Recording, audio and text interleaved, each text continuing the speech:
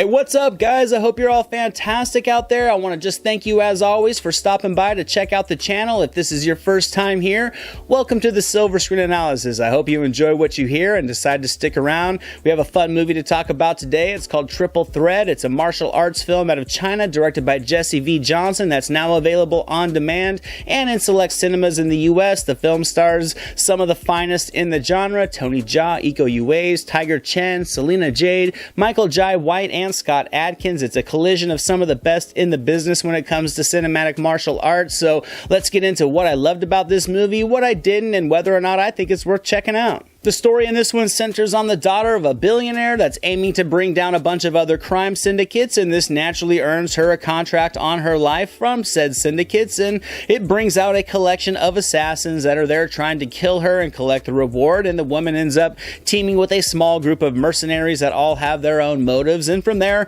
all hell breaks out. It's honestly a mashup of a ton of other action movie plots, and while I won't say it was overly ambitious in character development or in building substance to the story layers, I thought it certainly worked for the intention of the movie. I mean, the focus of this one always was on the action sequences and just simply creating a narrative that could have enough of a flow to it to invest in, but at the same time could incorporate an endless string of action sequences. And I think this movie accomplished what it set out to do with some strong success. I had a great time just sitting back and watching the continual fast pace and very frequent action. It delivers awesome shootouts that were violent and had me on the edge of my seat, very tense chase sequences, and various styles of hand-to-hand fighting that was really able to showcase the skills of each of the performers. They were all very well-crafted scenes with awesome, tightly woven choreography that allowed the camera to just sit back and capture long bouts of very frenetic martial arts. The guys all have their own string of movies and lead in those movies, and to see them together in this movie just battling back and forth with their own brand of fighting styles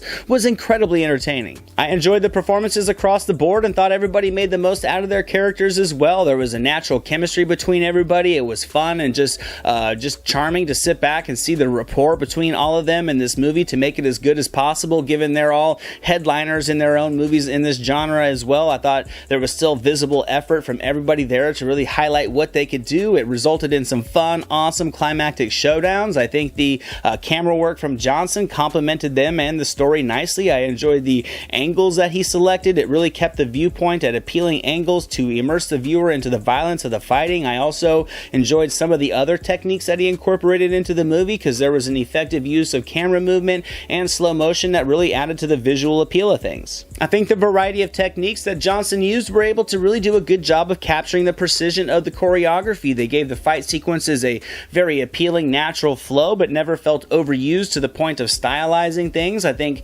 everybody in this movie had a chance to do what they do, and it was the definition of an action-packed martial arts film. The cast was large, but I thought the balance was pretty well done for the most part. I do wish, honestly, that there was more depth in the characters to give the fight sequences more weight, to make me care about the characters more, but from an entertainment aspect, it all worked more than enough to grab onto my attention. Another downside, I would say, would be the storyline. I know it wasn't the focus like the action was, but it was honestly hard to build interest in what was happening, so the result was a movie that I enjoyed watching, but not really one that pulled me in as much in a mentally engaging way. But I definitely think the drawbacks to this movie were small, because I had a blast watching it, and I can't wait to see it again. It was filled with just fun fight sequences that had me up on edge, and that was the selling point. So I have to give Triple Threat a solid 90% on the entertainment meter. The skills of the cast were utilized enough to overlook some of the shortcomings in the storyline to still be a wild ride of fists and kicks. If you like this genre and these stars, then I highly recommend checking this movie out on digital at home to see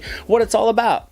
Thank you so much for watching this video, guys. I hope you enjoyed it. If you did, drop it a thumbs up, leave a comment below. I'd love to talk movies with you guys. Share it with your friends, and without question, hit that subscribe button and the notification bell so you can never miss a video. Here are some links to some recent reviews just in case you missed them. All my social media links and the link to our official website are down in the description below, and I'll catch you next time.